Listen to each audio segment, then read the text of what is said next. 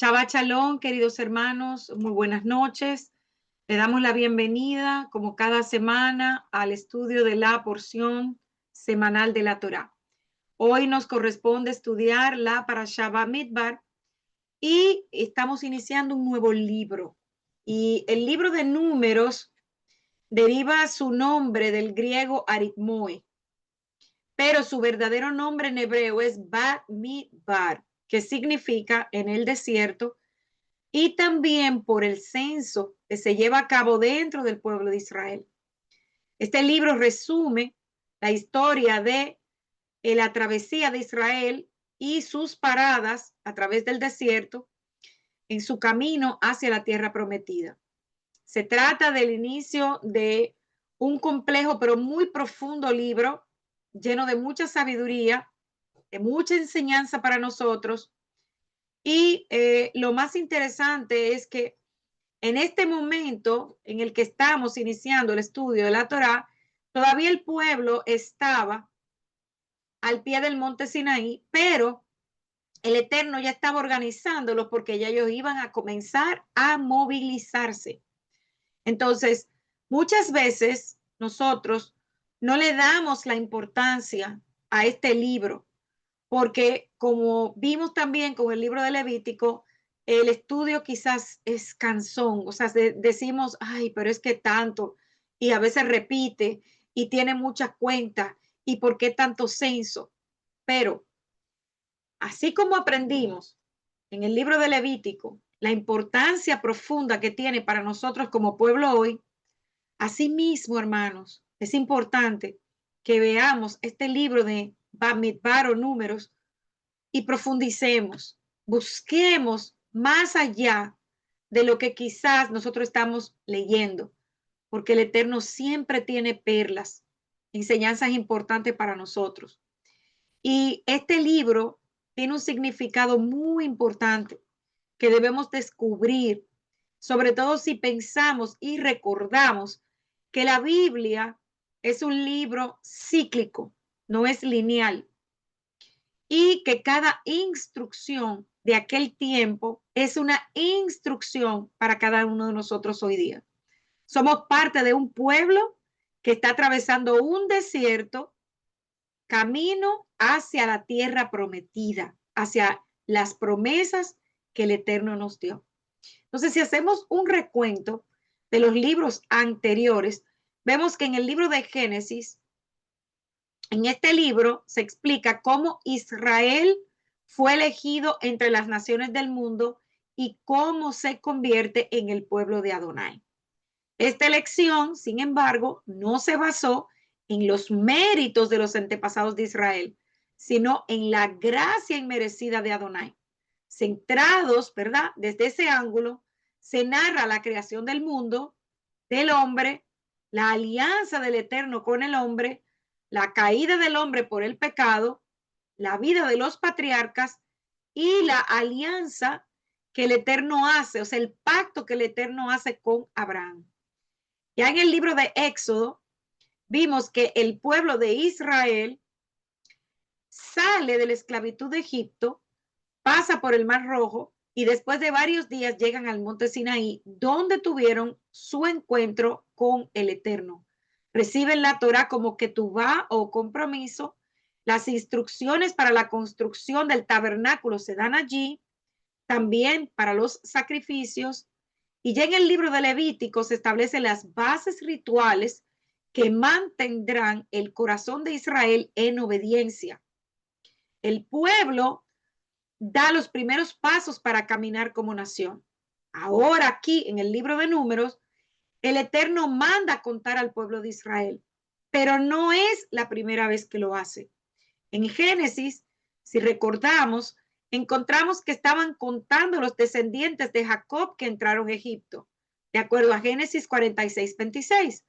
Todo el pueblo que vino con Jacob a Egipto saliendo de sus espaldas, sin las mujeres de los hijos de Jacob, todo el pueblo era 76.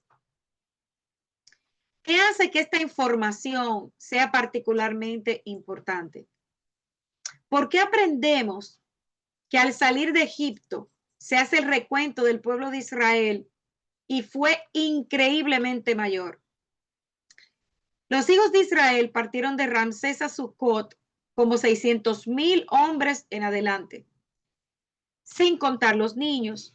La diferencia entre ambas figuras revela el cumplimiento de la promesa que dio el Eterno a Jacob en Génesis 46:2. Y habló el Eterno a Israel en visiones nocturnas y dijo: Jacob, Jacob. Y él respondió: aquí estoy. Y él le dijo: yo soy Adonai, el Elohim de sus padres. No temas descender a Egipto, porque allí haré de ustedes una gran nación. Adonai siempre cumple sus promesas, pero ahora el censo del pueblo de Israel tiene algunas características importantes. Primero, el Eterno ordena el conteo no solo por el pueblo en general, sino tribu por tribu, casa por casa y hasta por nombre. Y se establece un cabeza por tribu. Entonces, recordemos que el Eterno llama a cada una de las estrellas por su nombre y son millones sus hijos ante sus ojos como seres individuales y nos conoce a todos por nombre, de acuerdo a Salmos 147:4. Él cuenta el número de las estrellas de ellos por sus nombres. Entonces, en segundo lugar, el Eterno establece un orden especial para que las tribus se instalen alrededor del tabernáculo y cada una con un estandarte que lo identifica. Y en tercer lugar, el objetivo es preparar a Israel para la guerra. El cuarto punto importante de este conteo para el pueblo de Israel era contar las tribus para luego el definir la repartición de la tierra. Entonces, nuestra porción comienza con la orden del Eterno a Moisés respecto de contar a los hijos de Israel. Y esto nos trae a la mente una pregunta que dará pie para el comentario, ¿verdad?, de todo lo que hemos venido analizando. ¿Qué son los números en la mente del Eterno? ¿Por qué realmente Él manda a contar al pueblo si Él conoce todas las cosas? Si Él conoce incluso el número de cabellos que tenemos. En la Torá se nos dice: toma el censo de toda la congregación de los hijos de Israel por sus familias, por las casas de sus padres, con la cuenta de los nombres, todos los varones por sus cabezas, de 20 años arriba, todos los que puedan salir a la guerra. Los contarán tú y Aarón por sus ejércitos. Entonces, todo parece ser, o sea, que para el Eterno los números son un lenguaje, una forma de comunicar verdades. Y no solamente son datos e información. Al igual que las palabras, los números son parte integral de la manera en que el Eterno se comunica con sus siervos. De otro modo, ¿por qué le interesa que Moisés registre el conteo de los hijos de Israel? ¿Acaso no tiene el Eterno el número exacto? Volvemos a preguntar, de los hijos de Israel, ¿necesitaría realmente él que alguien cuente por él? ¿Para qué registrar todo este suceso en la Torá si él lo sabe todo? Entre las muchas respuestas que podríamos dar, casi todas serían verdaderas. Y entre ellas, la simple respuesta de que él le ha placido hablarnos en el lenguaje de los números. ¿Cómo podemos comprobar esto? Bueno, el alefato mismo. El alefato hebreo son letras, pero también son números. Entonces, porque si estudiamos, ¿verdad?, la palabra como el Eterno la está dando aquí, y si estudiamos esas palabras como si fueran números y los números como si fueran palabras, podremos llegar a una mejor comprensión o más acabada revelación del mensaje de las Sagradas Escrituras.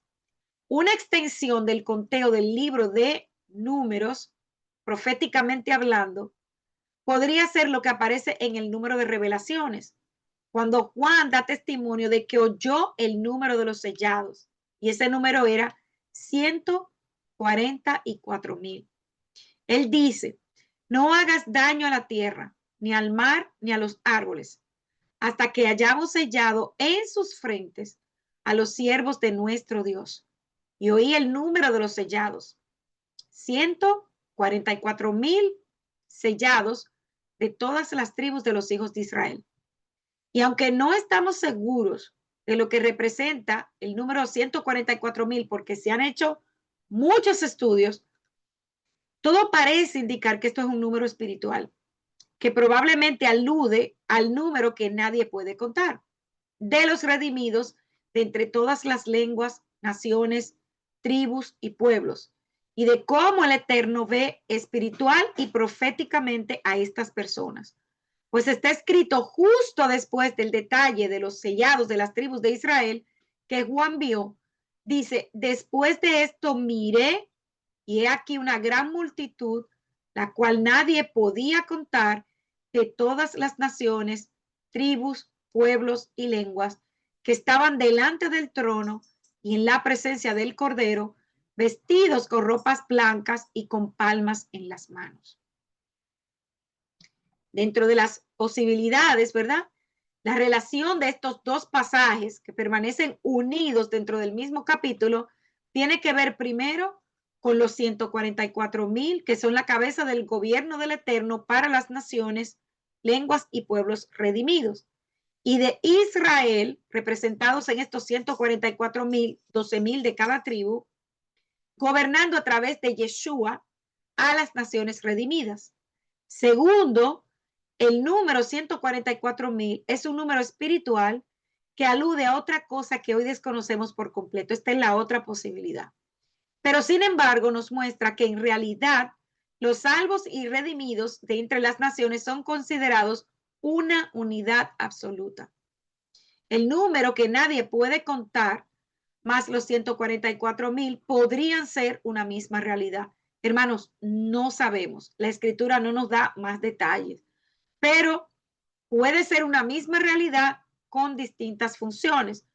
¿Por qué? Porque también los rabinos, al ver que la tribu de Efraín no se menciona aquí en Apocalipsis, dicen que son justamente esta multitud que nadie podía contar.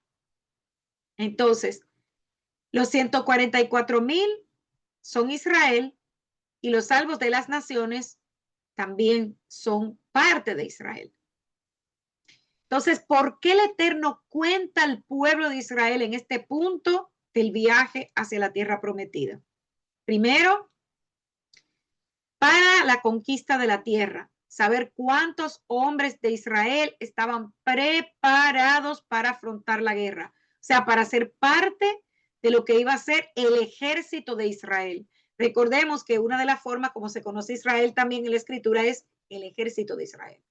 Y saber el número de ellos para la repartición de la tierra. En el camino hacia la tierra prometida, Israel debía librar varias batallas. De la misma manera, el cuerpo de creyentes es un ejército que debe vencer desde el terreno enemigo hasta llegar a la meta, a la tierra prometida. Recordemos, es imposible avanzar sin luchar contra el enemigo porque él siempre se resistirá. Segundo, saber cuántos eran los primogénitos, ya que estos iban a ser reemplazados por los levitas. Entonces, ¿por qué no se cuentan los levitas aquí? Porque los levitas no iban a ser parte del conteo de hombres para la guerra. El Eterno tenía otro plan para ellos.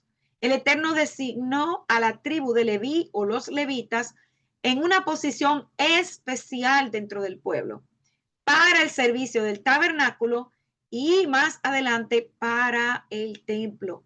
La razón, la tribu de Leví no se postró ante el becerro de oro. Los levitas no debían ser contados para el propósito del reclutamiento militar.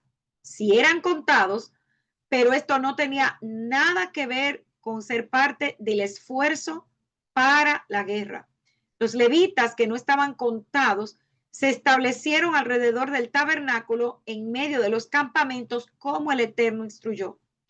Los descendientes de Gersón acamparon al oeste del tabernáculo, los de Coat al sur y los de Merari al norte. Moisés y Aarón y sus familias al este del tabernáculo. Entonces los levitas estaban a cargo de todo lo relacionado con el tabernáculo, incluidos los muebles, cosas como el altar de bronce, para el holocausto, la mesa de la proposición, pero también ellos tenían otra obligación importante.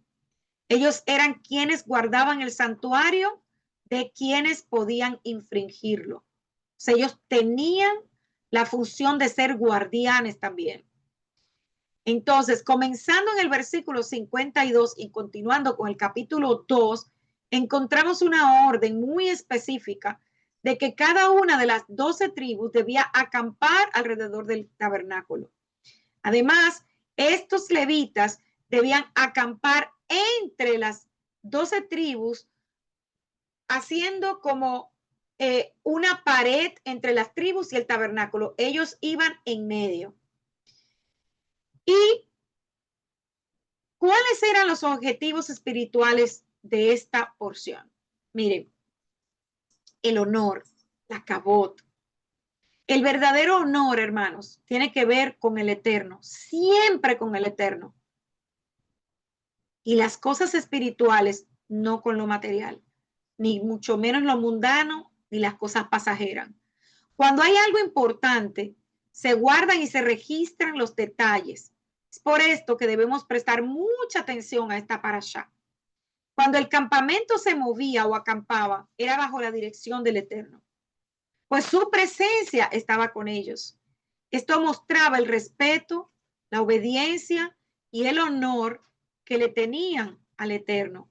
Y nos enseña que al acostarnos es un símbolo de acampar y al levantarnos es un símbolo del levantamiento y el avance del campamento. Y debemos llevar el nombre y su voluntad en alto en nuestras vidas y delante de todo aquel que nos rodea. Entonces, el Midrash nos dice que tanto ama el Eterno a su pueblo que por eso los contó. Ya que cuando quieres algo, queremos algo, siempre estaba pendiente de no solamente del clamor del pueblo, sino que él toma todas estas cosas en cuenta para cuidar su pueblo, observando su pueblo y nosotros obedeciendo. La escritura dice que el Eterno conoce cada cabello de nuestra cabeza. O sea, Él los tiene contados. Imaginémonos, hermanos, los millones de personas que existen en el mundo. Y aunque todavía no lo conocen como el Elohim, el único Dios verdadero, Él conoce a cada ser humano por su nombre, por su propósito, y tiene contados los cabellos de cada cabeza. ¿Usted puede imaginarse eso?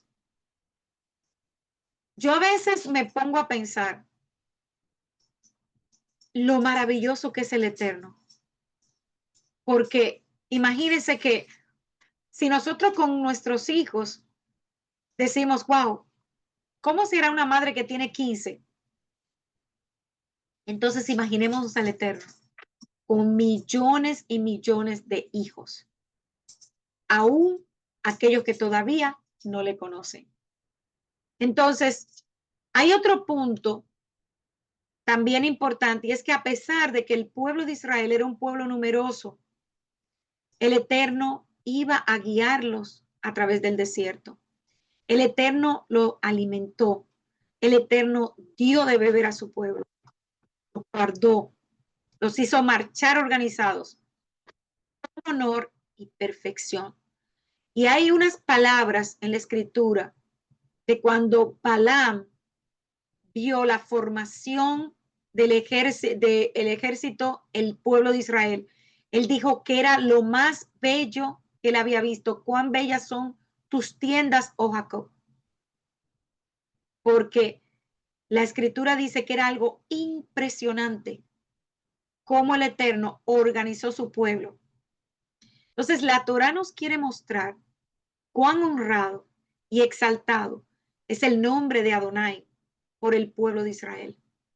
Unos pocos enfrentados a la idolatría del mundo, separados para él, para su servicio y honra.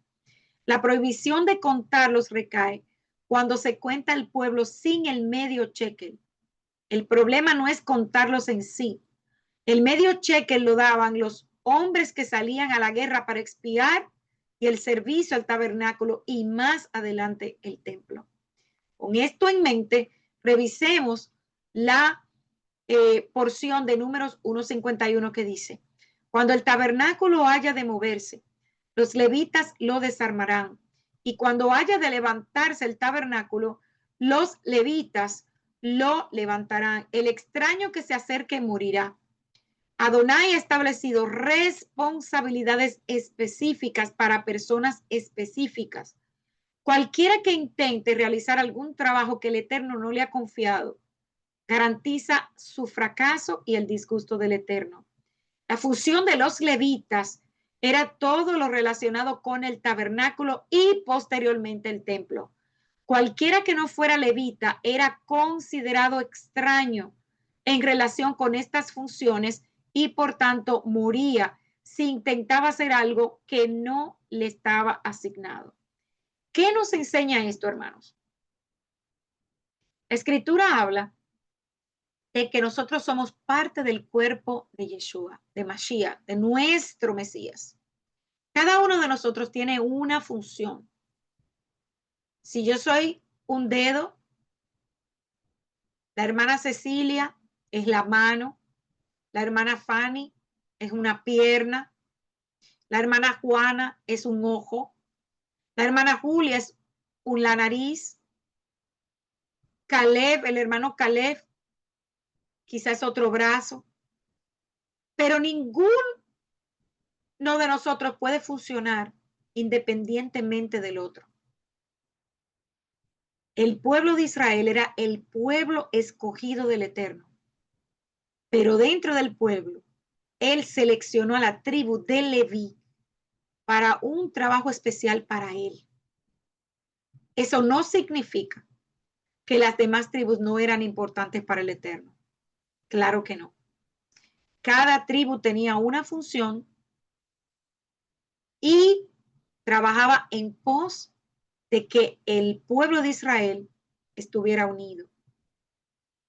Es por eso que cuando nosotros estamos desempeñando un papel al que no hemos sido llamados, nosotros no vamos a poder cumplir el propósito del Eterno, porque cada uno de nosotros fuimos equipados con dones, talentos para ejercer el propósito por el que fuimos llamados. Cualquiera que no fuera levita era considerado extraño en relación con estas funciones y por lo tanto moría si intentaba hacer algo que no le estaba asignado. ¿Recuerdan el caso de Usías?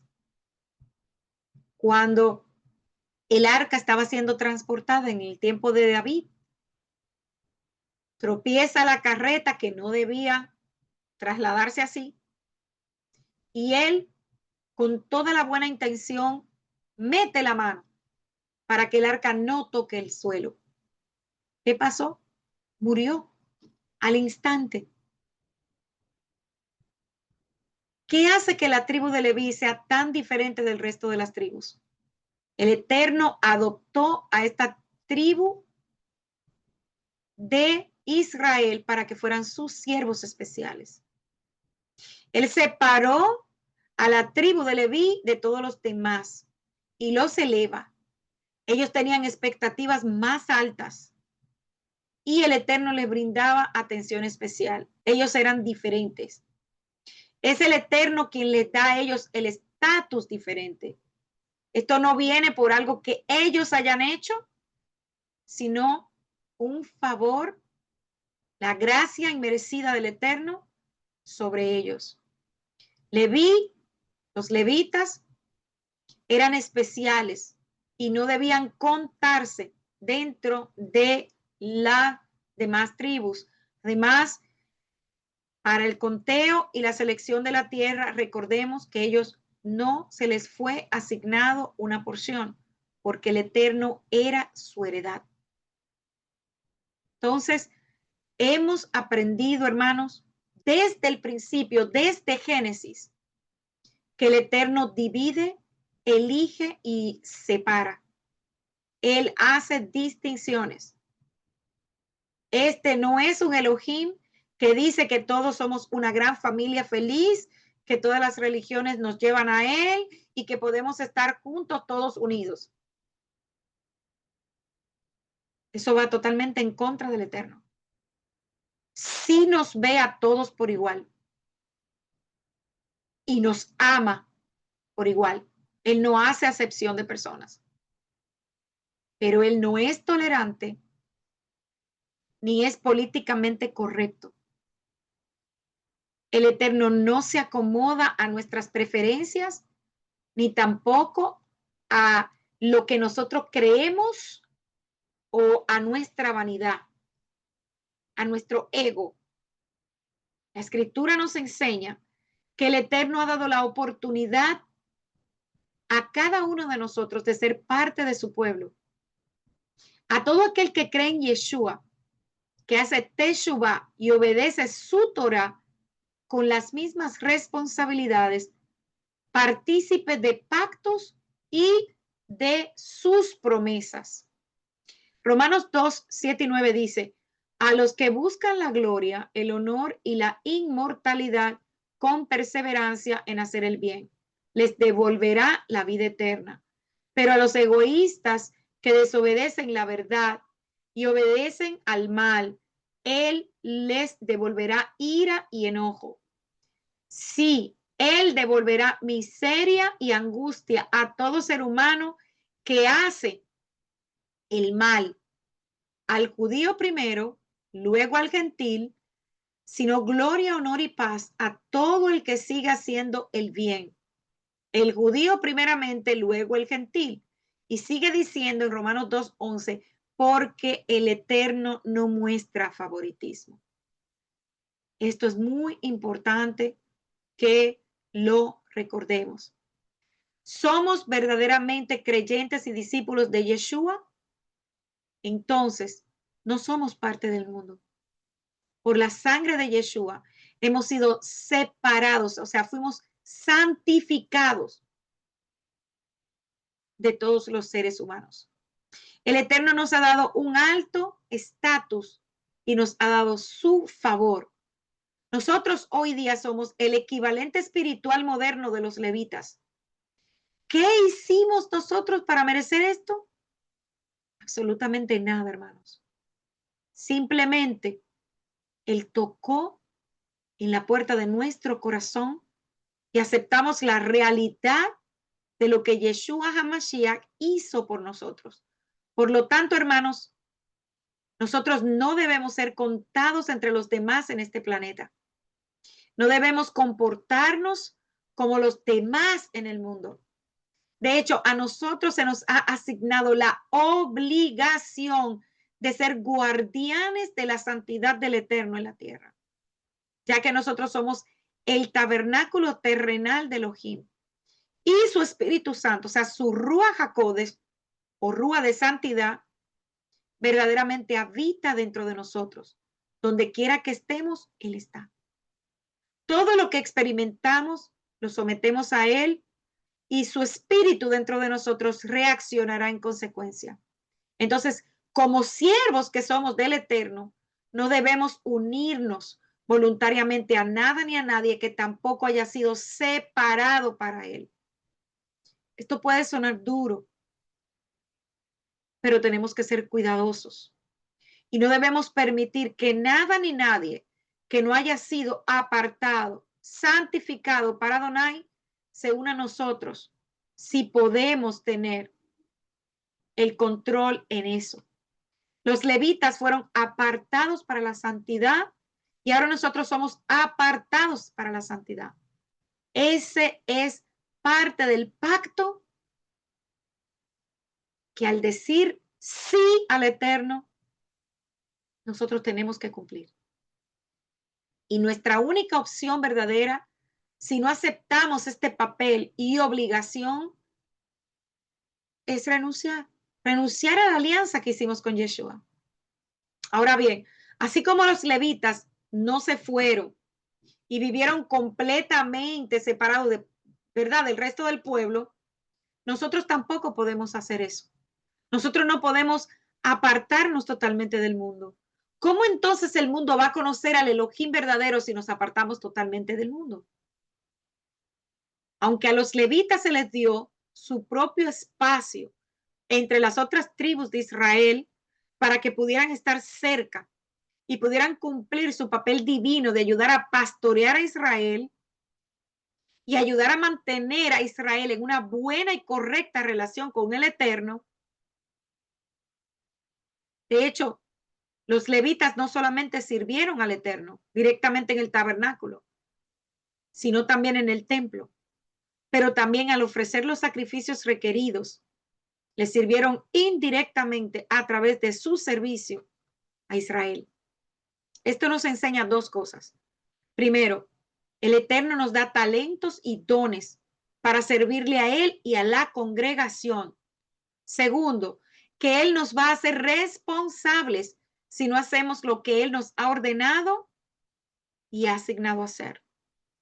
Hacer algo que Él no nos ha asignado es tan grave, hermanos, como no hacer nada. O sea, no hacer lo que Él nos ha pedido que hagamos. Y estamos, aunque usted no lo crea, en el tiempo perfecto. Si todavía usted no conoce sus dones, si todavía usted no ve o no entiende cuáles son sus talentos, si todavía usted no entiende cuál es su propósito dentro del pueblo de Israel, ore. Estamos caminando a Shavuot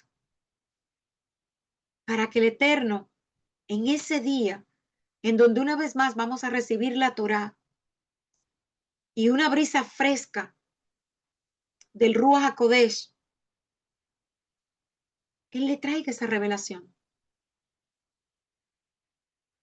Entonces, sabemos que en el alefato, en el idioma hebreo, las letras equivalen a un número.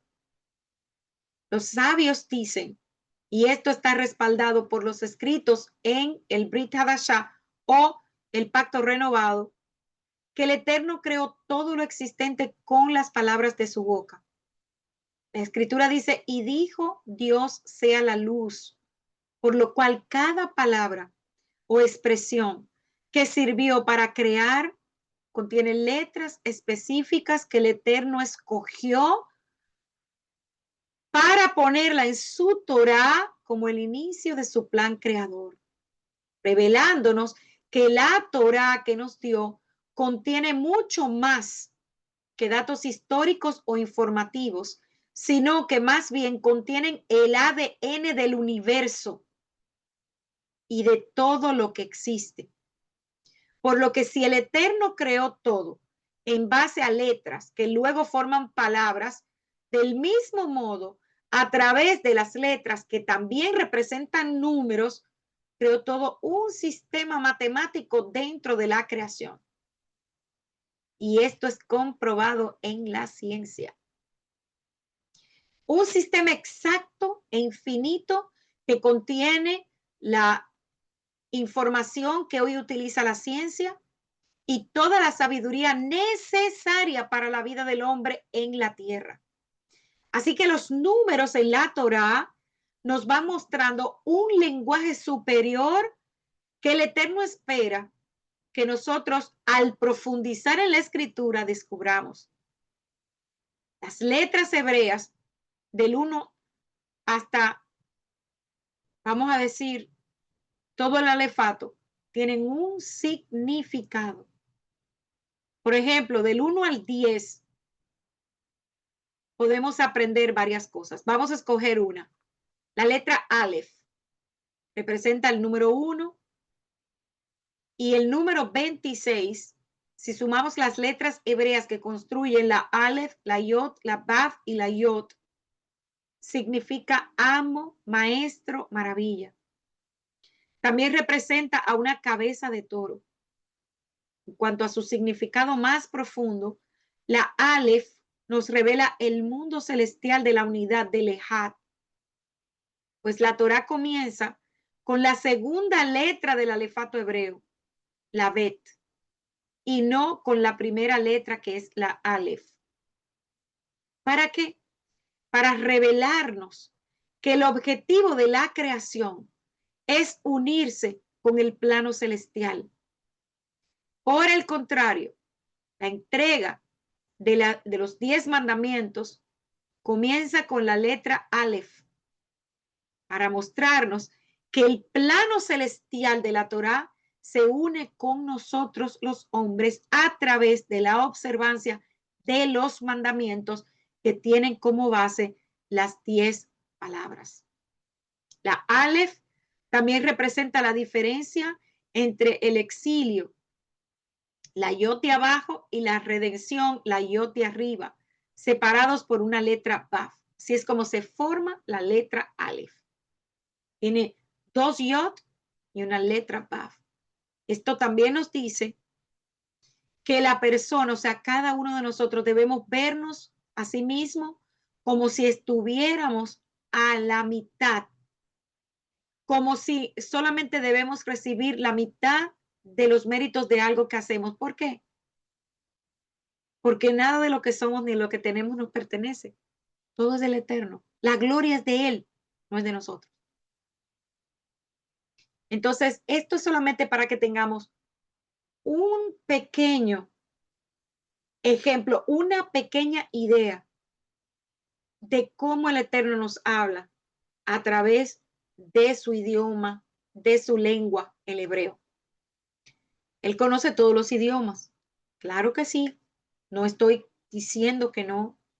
No estoy diciendo que Él no nos habla, porque Él nos habla de una manera que cada uno de nosotros podemos entender. Pero estamos hablando de cómo Él revela cosas profundas a través del idioma hebreo.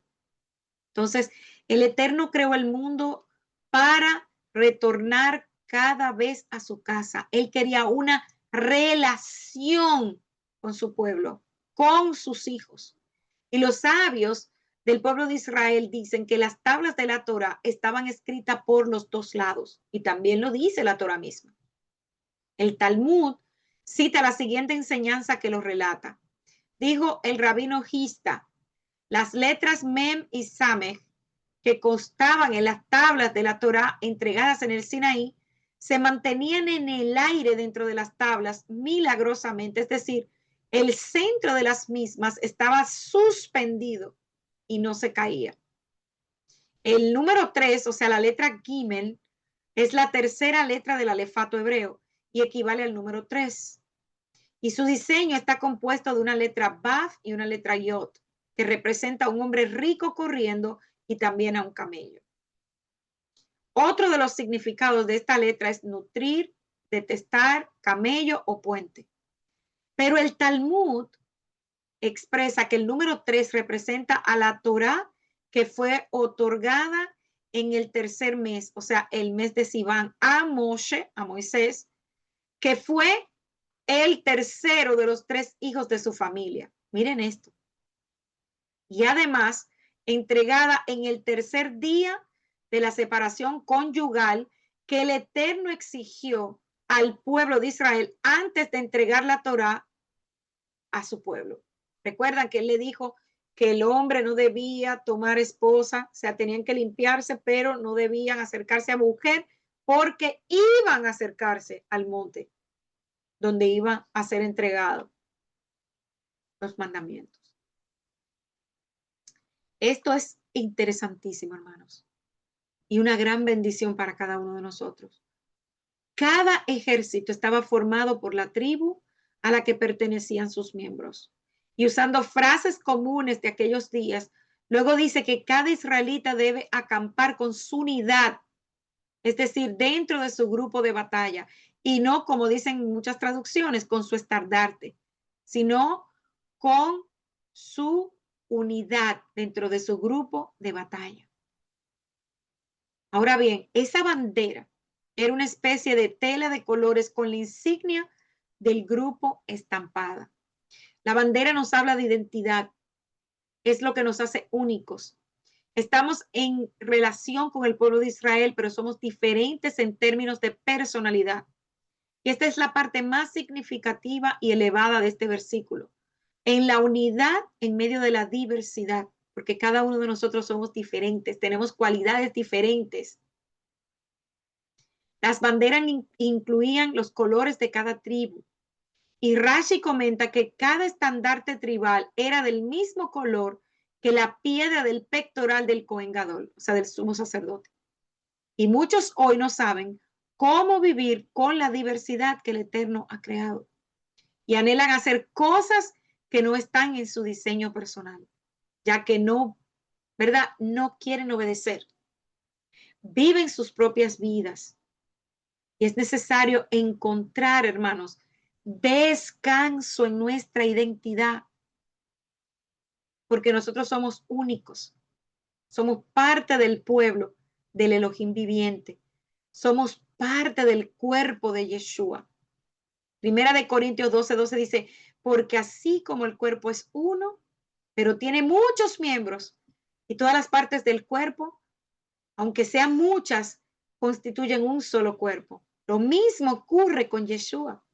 Todos somos uno en Yeshua, cada uno con dones que construyen, que elevan, que sirven. No hay don más alto que otro. Cada uno es importante. Y además de dones, fruto para mostrar y ambos para poner al servicio del pueblo del Eterno. En esta porción vemos una vez más la importancia de comprender que fuimos escogidos y que fuimos apartados como sacerdotes para el Eterno.